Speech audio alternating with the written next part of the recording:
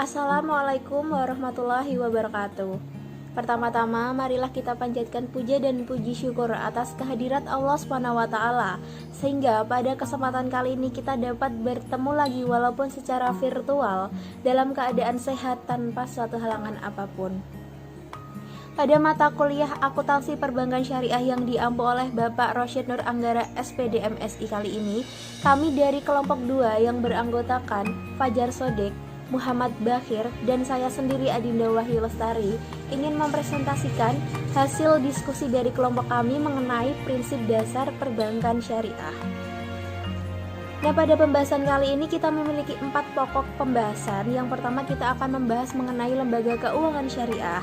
Yang kedua kita akan membahas mengenai transaksi yang mengandung barang atau jasa yang diharamkan. Yang ketiga kita akan membahas mengenai transaksi yang diharamkan, sistem dan prosedur perolehan keuntungannya. Dan untuk pokok bahasan yang terakhir adalah larangan terhadap transaksi yang tidak sah akadnya. Nah, untuk pokok pembahasan yang pertama kita akan membahas mengenai lembaga keuangan syariah. Lembaga keuangan syariah atau biasa disingkat sebagai LKS menurut Dewan Syariah Nasional atau DSN adalah lembaga keuangan yang mengeluarkan produk keuangan syariah dan yang mendapat izin operasional sebagai lembaga keuangan syariah.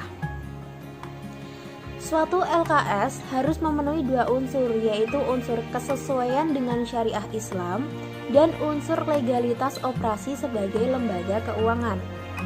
Unsur kesesuaian suatu lembaga keuangan syariah dengan syariah Islam secara tersentralisasi diatur oleh DSN. Adapun unsur legalitas operasi sebagai lembaga keuangan diatur oleh berbagai institusi yang memiliki kewenangan mengeluarkan izin operasi, seperti OJK atau Otoritas Jasa Keuangan dan Kantor Menteri Koperasi. 4 prinsip hukum muamalah. Fatwa-fatwa DSN biasanya bersifat umum untuk semua lembaga keuangan syariah, termasuk bank syariah. Adapun fatwa tersebut mengacu pada prinsip-prinsip hukum muamalah yang dirumuskan oleh mayoritas ulama. Nah, beberapa prinsip dalam hukum muamalah adalah yang pertama ada prinsip mubah. Pada dasarnya segala bentuk muamalah adalah mubah. Yang kedua ada prinsip sukarela. Muamalah dilakukan atas dasar sukarela dan tanpa mengandung unsur-unsur paksaan. Yang ketiga ada prinsip mendatangkan manfaat dan menghindarkan mudarat. Muamalah dilakukan atas dasar pertimbangan mendatangkan manfaat dan menghindari mudarat dalam hidup masyarakat. Dan yang terakhir ada prinsip keadilan. Muamalah dilaksanakan dengan memelihara nilai keadilan, menghindari unsur-unsur penganiayaan, unsur-unsur pengambilan kesempatan dalam kesempitan. Dalam berbagai literatur fikih terkait pengambilan keuntungan, prinsip-prinsip yang harus diperhatikan yang pertama ada antara dim minkum, yaitu rela sama rela. Kemudian ada la taslimuna wala tuzlamun, yaitu tidak ada pihak yang menzolimi dan dizolimi. Kemudian yang ketiga ada al-kharaj bi al-daman, yaitu hasil usaha muncul bersama biaya. Dan yang terakhir ada al-ghunmu bi al-ghumu, yaitu untung muncul bersama resiko. Nah, untuk yang selanjutnya kita akan membahas mengenai al-maqasid al-khamsah atau al-maqasid al-syariah. Abu Isa al-Syatibi merumuskan 5 tujuan hukum Islam. Kelima tujuan hukum Islam tersebut ialah yang pertama hifz ad-din, yaitu memelihara agama yang didasarkan pada firman Allah SWT, yaitu tegakkanlah agama dan janganlah kamu berpecah belah tentangnya. Dari arti Quran surat Asy-Syura ayat 13. Yang kedua ada hifz an-nafs, yaitu memelihara jiwa yang didasarkan pada firman Allah dalam Quran surat Al-Baqarah ayat 178 sampai 179. Nah, yang ketiga ada hifz al-aqal, yaitu memelihara akal, didasarkan pada perintah Allah kepada manusia untuk berpikir dan memperhatikan langit dan bumi yang merupakan tanda-tanda kebesaran Allah SWT yang terdapat dalam Quran Surat Al-Baqarah ayat 164. Nah, yang keempat ada hifz an-nas, yaitu memelihara keturunan, didasarkan pada disyariatkannya pernikahan dan diharamkannya hal-hal yang dapat membawa zina. Siapa yang tidak boleh dikawini? Bicara perkawinan itu dilakukan dan syarat apa yang harus dipenuhi sehingga perkawinan itu dianggap sah. Dijelaskan dalam Quran surat An-Nisa ayat 3 sampai 4. Dan yang terakhir ada hifz al-mal, yaitu memelihara harta. Didasarkan pada perintah Allah SWT untuk tidak mencari harta dengan cara yang batil, sebagaimana dijelaskan dalam Quran surat An-Nisa ayat 29 sampai 32.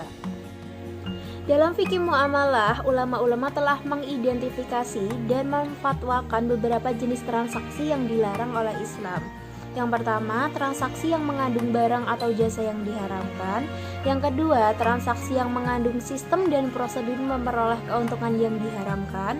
Dan yang terakhir, ada transaksi yang tidak sah akadnya.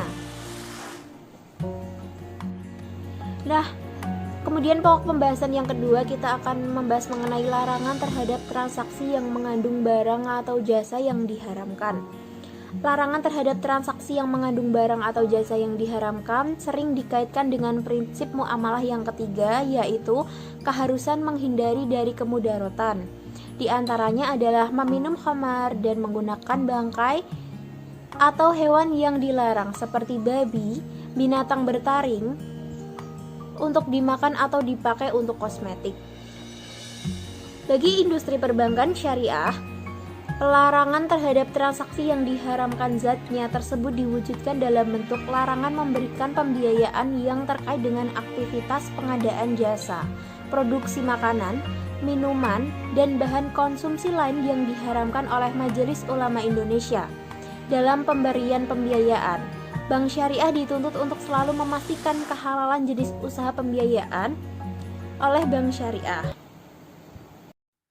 Baik, di sini saya akan melanjutkan penjelasan dari teman saya tentang materi yang sedang kita pelajari pada pagi hari ini, yaitu mengenai prinsip-prinsip dasar bank syariah. Nah, jadi teman-teman, setelah tadi dijelaskan oleh teman saya mengenai pengertian lembaga keuangan syariah, kemudian dijelaskan juga mengenai prinsip hukum muamalah, prinsip-prinsip dalam memperoleh keuntungan, tentang maqsadus syariah, kemudian juga tadi sudah dijelaskan mengenai larangan terhadap praktek yang mengandung barang atau jasa yang diharamkan. Sekarang saya akan mencoba menjelaskan tentang larangan terhadap transaksi yang diharamkan, sistem dan prosedur perolehan keuntungannya. Jadi yang perlu digarisbawahi yaitu sistem dan prosedur perolehan keuntungannya. Nah, teman-teman semua, selain melarang transaksi yang haram zatnya, agama Islam juga melarang transaksi yang diharamkan, sistem dan prosedur perolehan keuntungannya. Jadi, di sini yang diharamkan itu karena sistem dan prosedur perolehan keuntungannya yang tidak sesuai dengan prinsip hukum muamalah ataupun juga tidak sesuai dengan prinsip-prinsip memperoleh keuntungan dalam bertransaksi, seperti itu. Nah, beberapa hal yang termasuk kategori transaksi yang diharamkan karena sistem dan prosedur perolehan keuntungannya yaitu sebagai berikut ya. Jadi yang pertama ada tadlis, ada gharar, selanjutnya ada ikhtikar, yang keempat ada bai najasi, yang kelima ada maisir, dan yang keenam ada riba. Nah, teman-teman semua, tentunya keenam hal ini sudah tidak asing bagi kita karena di bangku perkuliahan ataupun juga di kajian-kajian di luar perkuliahan sering sekali kita mendengar hal-hal ini, bahwasanya hal-hal ini itu sudah sejak zaman Rasulullah itu dilarang oleh Rasulullah SAW dan dilarang oleh syariat Islam. Mengapa hal ini dilarang? Apabila kita pahami dengan pemikiran yang sederhana, ternyata keenam hal ini itu melanggar prinsip hukum muamalah yang tadi sudah dijelaskan oleh teman saya, yaitu prinsip mubah, prinsip sukarela, prinsip mendatangkan manfaat dan mendatangkan madarat, serta prinsip keadilan. Namun yang paling banyak itu melanggar prinsip sukarela. Kembali lagi. Nah, jadi pada kesempatan kali ini saya akan melanjutkan penjelasan teman saya dan akan menjelaskan tentang tadlis, horor, ikhtikar, bai najasi, dan maisir. Untuk riba nanti oleh teman saya selanjutnya. Nah, baik teman-teman, untuk yang pertama akan dijelaskan mengenai tentang tadlis. Tadlis atau ketidaktahuan satu pihak. Nah, jadi hanya satu pihak yang tidak tahu atau dibohongi atau merasa ditipu. Nah, Nah, tadlis adalah transaksi yang mengandung suatu hal pokok yang tidak diketahui oleh salah satu pihak, unknown to one party. Tadlis juga disebut dengan tindakan menipu untuk mendapat keuntungan dari ketidaktahuan orang lain. Sudah jelas ya teman-teman, di sini ada kata-kata tindakan menipu. Tentu hal tersebut sudah sangat jelas bahwasanya hal tersebut itu melanggar ketentuan Islam, melanggar syariat Islam, melanggar dalil-dalil ataupun juga dasar hukum dalam Islam, dimana kan orang Islam kan tidak perlu berbohong. Nah, tadlis dapat terjadi pada salah satu dari 4 hal pokok dalam hal jual beli berikut. Nah, yang pertama ada dari segi kuantitas. Kuantitas kan berarti kan jumlah ataupun juga banyak gitu ya. Nah, misalkan salah satu pihak yaitu penjual misalnya mengurangi takaran. Contoh dalam hal ini si A membeli beras kepada si B. Ternyata si B itu mengurangi takarannya yang harusnya 1 kilo, ternyata dicurangi, ditipu dengan hanya memberikannya sebanyak 750 gram. Hal tersebut tentunya akan membuat pembeli itu tidak rela apabila mengetahui hal tersebut gitu. Makanya hal tersebut itu dilarang karena tadi prinsip rela kan merupakan prinsip dalam hukum muamalah. Apabila hal tersebut dilanggar tentunya tidak sesuai dengan prinsip syariah. Dan yang kedua dari segi kualitas, dalam hal ini penjual sengaja tidak memberitahu cacat barang. Misalkan sudah tahu penjual barang tersebut bahwasanya barang tersebut itu sudah cacat ataupun juga tidak berkualitas, namun ketika menjual kepada pembeli menyebutkannya bahwasanya barang tersebut merupakan barang yang bagus, barang yang high quality, barang yang layak pakai, barang yang layak dimakan. Ternyata faktanya barang tersebut itu barang yang tidak layak untuk digunakan atau tidak layak untuk dimakan. Nah, ketika pembeli mengetahui tentunya tidak akan rela akan hal tersebut. Itu juga melanggar ketentuan hukum muamalah. Nah, yang ketiga dalam harga. Praktek tadlis pada harga dilakukan penjual dengan memanfaatkan ketidaktahuan pembeli tentang harga pasar. Jadi misalkan ada pembeli baru dari daerah lain tidak mengetahui harga pasar daerah tersebut. Dengan keadaan tersebut penjual memanfaatkannya menjual barangnya dengan harga setinggi mungkin agar mendapat keuntungan yang sebanyak mungkin. Hal tersebut juga tidak sesuai dengan prinsip hukum muamalah. Karena ketika nanti pembeli mengetahui tentunya tidak akan rela telah dilakukan kepada dirinya hal yang seperti itu. Kita pun juga tidak akan rela apabila membeli sesuatu barang ternyata sangat mahal daripada harga pasar di sana, itu pasti akan kecewa pada ujung-ujungnya gitu. Nah, terus dari waktu penyerahan, misalkan janji penjual bisa menyelesaikan proyek dalam jangka waktu 1 bulan, padahal penjual tersebut mengetahui tidak mampu menyelesaikannya. Jadi terkadang untuk meyakinkan customer kita itu ataupun juga orang lain itu sering meyakinkan dengan hal ini akan selesai dalam waktu 1 bulan, padahal faktanya kita juga mengetahui tidak akan menyelesaikannya. Hal tersebut juga salah satu tindakan menipu dan tergolong ke dalam tadlis, yang termasuk ke dalam salah satu hal yang dilarang karena sistem dan cara pelolahannya tidak sesuai dengan syariat Islam.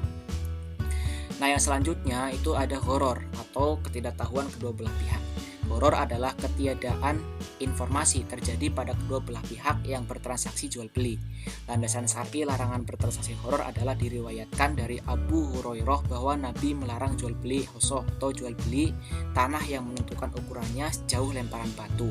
Nah, lemparan batu di sini kan tidak jelas itu ya, berapa panjangnya, siapa yang melempar, karena kan semakin tenaganya kuat, semakin jauh lemparan batu, semakin yang lemah juga akan semakin pendek lemparan batu. Oleh karena itu, ini tuh mengandung hal-hal yang tidak jelas dan juga melarang jual beli horor itu ya. Hadis riwayat Muslim. Nah, horor dapat terjadi pada salah satu dari 4 hal pokok dalam jual beli berikut. Seperti halnya tadi tadlis, horor juga terjadi pada hal kuantitas, kualitas, harga, dan waktu penyerahan. Dari hal kuantitas kan tadi sudah dijelaskan, yaitu berhubungan dengan banyak. Misalkan pembelian masih dalam keadaan bunga atau buah yang masih muda. Karena apa? Apabila masih bunga atau bunga yang masih muda itu belum jelas berapa banyaknya ketika nanti dipanen. Bisa saja misalkan terkena angin ataupun juga terkena bencana yang menyebabkan buah tersebut itu menjadi jatuh semua. Kan tentunya akan dirugikan daripada yang membeli. Dan apabila buah tersebut ternyata menjadi banyak, itu kan ternyata akan merugikan yang menjual. Nah, oleh karena itu termasuk hal yang termasuk horor dan yang tidak diperbolehkan dalam syariat Islam. Yang kedua dari segi kualitas, misalkan penjualan anak sapi yang masih dalam perut induknya itu kan belum jelas kualitasnya seperti apa itu. Mungkin untuk jumlah bisa diketahui dengan USG ya kalau manusia itu, tapi kan dari segi kualitas kan belum diketahui apakah sehat, apakah kakinya 4 atau cuma 3 atau bahkan 5, itu kan belum tahu itu ya teman-teman. Nah, itu dari segi kualitas. Kemudian dari segi harga, jika kedua belah pihak tidak pasti mengenai harga yang dipakai dalam jual beli yang disepakati, misalkan 40% atau 20% dalam jangka waktu yang tidak menentu, itu ya artinya itu tidak pasti lah. Itu misalkan apabila dalam waktu sebulan harganya menjadi 20%, atau ketika lebih dari 1 bulan akan naik jadi 40%. Itu contoh-contoh yang sering terjadi di lingkungan masyarakat. Nah, selanjutnya dalam waktu penyerahan terjadi jika kedua belah pihak tidak tahu kapan barang akan diserah terimakan. Misalkan transaksi jual beli mobil yang dicuri atau hilang, itu kan misalkan si A harus membayar sekian untuk membeli mobil yang hilang, itu kan sangat tidak logis tuh ya, dan tidak tahu kapan barang akan ditemukan dan akan diserah terimakan. Nah, itu merupakan 4 hal pokok yang mungkin terjadi dalam horor ataupun juga ketidaktahuan kedua belah pihak, di mana kedua belah pihak tidak mengetahuinya kapan ataupun juga apa, berapa banyak, dan seperti apa hal yang terjadi dalam jual beli. Nah, teman-teman semua, secara mudah dapat kita pahami perbedaan antara tadlis dan horor. Tadi sudah sangat jelas bahwasanya apabila tadlis adalah transaksi yang mengandung suatu hal pokok yang tidak diketahui oleh salah satu pihak. Secara umum biasanya itu pembeli yang tidak mengetahui, penjual mengetahuinya dengan tindakan menipu yang tadi. Nah, kalau misalkan horor itu transaksi yang mengandung suatu hal pokok yang tidak diketahui oleh kedua belah pihak yang bertransaksi. Jadi kalau misalkan horor itu kedua-duanya tidak mengetahui ataupun juga tidak mengetahui secara jelas, kayak misalkan tadi buah membeli dalam keadaan bunga kan sangat tidak diketahui ya berapa banyaknya nanti akan dipanen. Nah, itu sekilas tentang perbedaan horor dan tadlis. Selanjutnya itu akan kami jelaskan mengenai tentang ikhtikar ataupun juga rekayasa pasar dalam pasokan, atau yang sering kita kenal, sering kita dengar dengan istilah menimbun barang. Nah, ikhtikar yaitu menahan barang yang merupakan hajat orang banyak dengan tidak menjualnya agar permintaan bertambah dan harga menjadi naik. Saat itulah kemudian ia menjualnya. Dengan demikian, penjual akan memperoleh keuntungan yang besar karena dapat menjual dengan harga yang jauh lebih tinggi dibandingkan dengan sebelum kelangkaan terjadi. Nah, jadi pelarangan tindakan ini didasarkan pada dalil nakli berikut yang diriwayatkan dari Muammar bin Abdullah bahwa Nabi bersabda, orang yang melakukan ikhtikar itu berdosa, hadis riwayat Muslim. Nah, hal ini sering terjadi apabila pada saat bulan Ramadan ataupun juga hari raya Idul Fitri, di mana kita sering mengetahui fenomena di mana terjadi kelangkaan bahan pokok, dan faktanya salah satu alasannya itu karena adanya penimbunan barang-barang dengan tujuan untuk memperkaya diri sendiri akan adanya fenomena tersebut. Jadi ketika barang langka, ketika dikeluarkan dari gudang kan harganya akan naik dan akan mendapatkan banyak keuntungan. Nah, hal tersebut juga dilarang dalam hukum muamalah, dalam prinsip hukum muamalah, dan dalil naklinya pun juga sudah sangat jelas yang diriwayatkan oleh hadis riwayat Muslim. Nah, itu teman-teman penjelasan mengenai ikhtikar. Nah, selanjutnya akan dijelaskan mengenai tentang bai najasi ataupun juga rekayasa pasar dalam permintaan. Nah, bai najasi sendiri adalah tindakan menciptakan permintaan palsu seolah-olah ada banyak permintaan terhadap suatu produk sehingga harga jual produk akan naik. Landasan syariah bai najasi ini adalah diriwayatkan dari Abdullah bin Umar. Ia berkata, Rasulullah melarang najasi, hadis riwayat Bukhari Muslim. Nah, kegiatan bai najasi ini teman-teman itu bisa terjadi dalam hal misalkan penyebaran isu yang dapat menarik orang lain untuk membeli barang. Misalkan kita ataupun juga penjual memfitnah orang lain bahwasanya barang-barangnya tidak berkualitas. Apa tujuannya? Itu agar barang-barang kita itu terjual ataupun juga banyak yang membeli, ataupun juga kita menyebarkan isu yang tidak sesuai, misalkan barang kita itu ekspor padahal barang kita barang lokal. Itu ya intinya penyebaran isu lah itu ya teman-teman. Selanjutnya yang kedua itu melakukan order pembelian semu untuk memunculkan efek psikologis orang lain untuk membeli dan bersaing dalam harga. Nah, pembelian semu itu kan lawan kata daripada nyata, berarti palsu gitu ya. Berarti kan pembelian semu, padahal pembeli itu merupakan penjualnya, itu artinya itu pembelian palsu itu dengan tujuan apabila sudah ada yang membeli kan akan mempengaruhi psikologis orang lain untuk membeli produk kita juga itu dan bersaing dalam harga, misalkan supaya bahwasanya ada yang beli berarti kan barang kita berkualitas, akhirnya penjual tersebut mampu menaikkan harga itu. Nah, itu juga perbuatan yang termasuk bai najasi. Yang terakhir itu ada melakukan pembelian pancingan sehingga tercipta sentimen pasar. Nah, teman-teman semua, bai najasi ini dapat dianalogikan dengan praktek menggoreng saham di pasar modal itu. Istilahnya itu menggoreng dalam pasar modal itu, misalkan penjualan saham naik turun dimanfaatkan sebaik mungkin agar banyak yang membeli saham ketika harga tinggi, kemudian ketika harga rendah membeli banyak, kemudian melakukan isu-isu supaya saham tersebut tinggi, dan ketika tinggi menjualnya semuanya. Nah, hal tersebut juga termasuk ke dalam bai najasi dalam hal saham di pasar modal. Nah, itu penjelasan mengenai bai najasi. Nah, selanjutnya yang terakhir yang saya akan jelaskan yaitu terkait dengan maisir atau judi.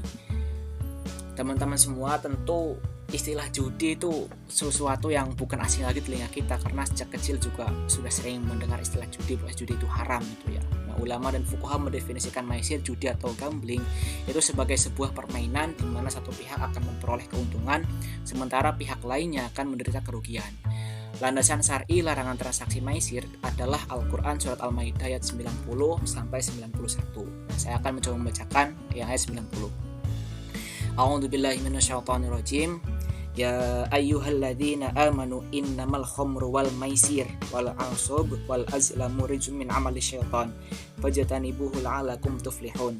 Yang artinya, wahai orang-orang yang beriman, sesungguhnya minuman keras, berjudi, berhala, dan mengundi nasib dengan anak panah adalah perbuatan keji dan termasuk perbuatan setan. Maka jauhilah perbuatan-perbuatan itu agar kamu beruntung. Jadi sudah sangat jelas bahwasanya Allah dalam Al-Quran ayat surat Al-Maidah 90 menjelaskan bahwa harus menjauhi judi karena termasuk perbuatan setan, dan jauhilah hal tersebut agar menjadi orang yang beruntung. Nah, contoh penerapan larangan maisir pada keuangan syariah adalah larangan untuk memberikan pembiayaan pada bisnis yang mengandung unsur judi. Misalkan judi-judi, ya transaksi-transaksi yang mengandung unsur judi lah, seperti itu. Contoh penerapan lain adalah larangan pada bank untuk menjadikan uang sebagai instrumen spekulasi dan mendapatkan keuntungan dari ketidakstabilan nilai tukar mata uang. Selanjutnya adalah riba. Riba adalah tambahan yang disyaratkan dalam transaksi bisnis tanpa adanya padanan atau iwad yang dibenarkan syariah atas penambahan tersebut. Imam Sarahsi dalam Mabsut juz 12 halaman 19. Adapun menurut istilah teknis, riba berarti pengambilan tambahan dari harta pokok atau modal secara batil. Dari Muhammad Syafi'i Antoni. Riba adalah bentuk transaksi yang dilarang dalam Islam dan bersinggungan langsung dengan praktik perbankan konvensional. Pada akhir tahun 2003, MUI secara resmi memfatwakan haramnya bunga bank konvensional. Para ahli rakyu atau ijtihad dari kalangan Syiah berpendapat bahwa alasan riba diharamkan oleh Allah Subhanahu wa taala dan Nabi Muhammad SAW adalah agar orang tidak berhenti berbuat kebajikan. Larangan riba. Fase pertama pelarangan riba dimulai dengan turunnya firman Allah Subhanahu wa taala dalam surat Ar-Rum ayat 39. Fase kedua dan berikutnya terjadi setelah Rasulullah hijrah ke Madinah. Fase kedua ditandai ketika Allah Subhanahu wa taala mengabarkan kepada umat Islam melalui Al-Qur'an larangan riba yang diberlakukan pada umat terdahulu, yaitu kaum Yahudi, melalui surat An-Nisa ayat 160 sampai 161. Fase ketiga adalah ketika diturunkannya surat Al-Imran ayat 130 yang melarang orang yang beriman memakan riba yang berlipat. Fase keempat adalah fase di mana riba diharamkan secara keseluruhan tanpa membedakan besar tambahan yang diberlakukan dalam riba tersebut. Riba dalam transaksi hutang piutang. Yang pertama, riba qard. Riba qard adalah kelebihan tertentu yang disyaratkan terhadap yang berhutang. Misalnya, seseorang yang dari awal telah membuat kesepakatan bahwa pinjaman tersebut akan ada tambahan sekian yang harus dibayarkan pada waktu yang ditetapkan. Kedua, riba jahiliyah adalah riba yang timbul karena peminjam tidak mampu membayar hutangnya pada waktu yang ditetapkan. Misalnya ketika seseorang tidak mampu membayar hutangnya pada waktu yang ditetapkan, maka kemudian si pemberi hutang menambahkan hutangnya tersebut karena si peminjam tidak mampu membayar pada waktu yang telah ditetapkan. Kemudian riba dalam transaksi jual beli. Pertama, riba fadl adalah riba yang timbul karena pertukaran antar barang ribawi yang sejenis dengan kadar atau takaran yang berbeda. Kedua, riba nasi'ah adalah riba yang timbul karena penangguhan penyerahan atau penerimaan barang yang dipertukarkan dengan jenis barang lainnya. Adapun penjelasan lebih lanjut dan contoh dari kedua riba ini akan dijelaskan pada slide berikutnya. Hukum riba berlaku pada transaksi antar barang ribawi dengan jenis yang sama. Barang ribawi dapat dikelompokkan dalam dua kelompok, yaitu kelompok mata uang dan kelompok makanan pokok. Kelompok mata uang. Contoh riba fadl dalam hal ini adalah jika si A yang sedang membutuhkan uang pecahan bersedia membeli 10 lembar uang 10.000 dengan membayar sebesar 102.000 kepada B. Kelebihan Rp2.000 ini untuk B dapat dikatakan sebagai riba fadl yang dilarang, sebagaimana dilarangnya transaksi seperti ini pada emas di zaman Rasulullah. Adapun contoh riba nasi'ah dalam mata uang adalah jual beli mata uang asing yang penyerahannya tidak dilakukan dalam waktu bersamaan. Sebagai contoh, si A membeli 100 yen Jepang pada B, yang mana si A menerima uang yen tersebut saat itu juga, sedangkan penyerahan uang rupiah dilakukan beberapa hari, minggu, atau bulan kemudian. Hal ini dilarang karena nilai mata uang sewaktu-waktu seringkali berubah, kadang naik juga terkadang turun. Maka hal ini akan memungkinkan terjadinya ketidaksamaan dalam penukaran. Kelompok bahan makanan pokok seperti beras, gandum, dan jagung serta bahan makanan tambahan seperti sayur-sayur dan buah-buahan. Contoh riba fadl pada kelompok bahan makanan pokok adalah peminjaman 10 kg beras oleh si A kepada si B dengan persyaratan pengembalian lebih dari 10 kg kepada si B di kemudian hari. Adapun contoh riba nasi'ah pada bahan makanan pokok adalah penjualan 10 kg beras milik Y dengan 20 kg biji jagung milik Z. Riba nasi'ah dalam transaksi ini terjadi jika salah satu pihak telah menerima barang yang diinginkannya, sedangkan pihak lainnya belum menerima karena adanya penundaan waktu penyerahan. Adanya penundaan tersebut berpotensi dirugikannya salah satu pihak karena adanya perubahan nilai tukar barang. Selanjutnya, larangan terhadap transaksi yang tidak sah akadnya. Suatu kategori yang tidak masuk dalam kategori haram lizati maupun haram lighairihi belum tentu serta-merta menjadi halal. Masih ada kemungkinan transaksi itu tersebut menjadi haram bila akad transaksi itu tidak sah atau tidak lengkap. Suatu transaksi dapat dikatakan tidak sah dan atau tidak lengkap adanya bila terjadi salah satu atau lebih faktor-faktor berikut, yaitu rukun dan syarat tidak terpenuhi, terjadi ta'alluq, terjadi 2-in-1. Rukun dan syarat tidak terpenuhi. Suatu transaksi kendati telah menggunakan barang atau jasa yang halal dan diperoleh dengan mekanisme pemerolehan keuntungan yang dibolehkan agama, juga harus memenuhi syarat keabsahan suatu akad. Keabsahan suatu transaksi haruslah memenuhi rukun-rukun akad. Adapun rukun-rukun akad adalah sebagai berikut. Pertama, adanya dua pihak atau lebih yang saling terikat dengan akad.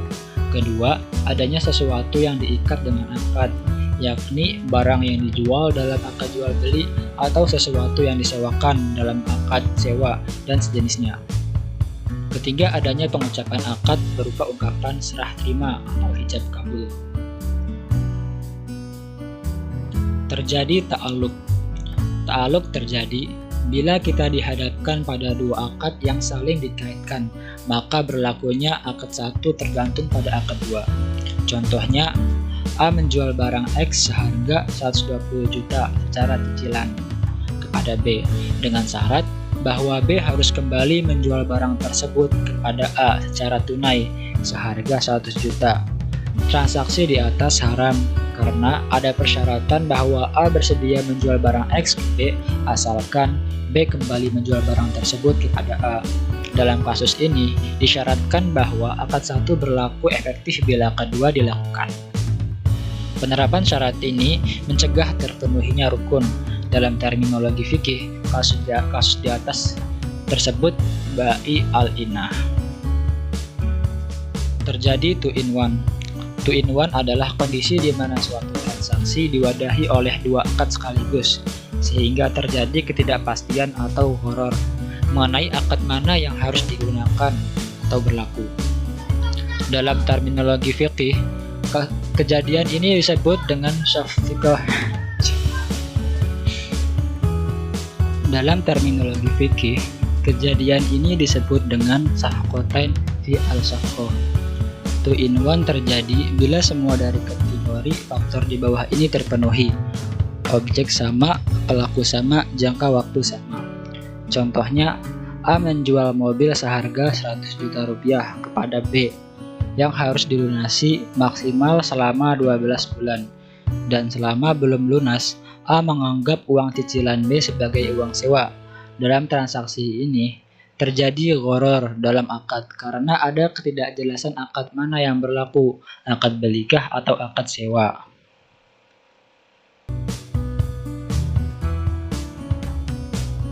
Terakhir, sebagai kata penutup, Olusegun Obasanjo, Presiden Nigeria, pernah berkata, "If you ask me what's the worst thing in the world, I think it is compound interest." Jika Anda bertanya kepada saya apa hal terburuk di dunia, menurut saya itu bunga majemuk. Sekian dari kami. Bila terdapat kesalahan tulisan maupun pengucapan, kami mohon maaf. Terima kasih kami ucapkan. Wassalamualaikum warahmatullahi wabarakatuh.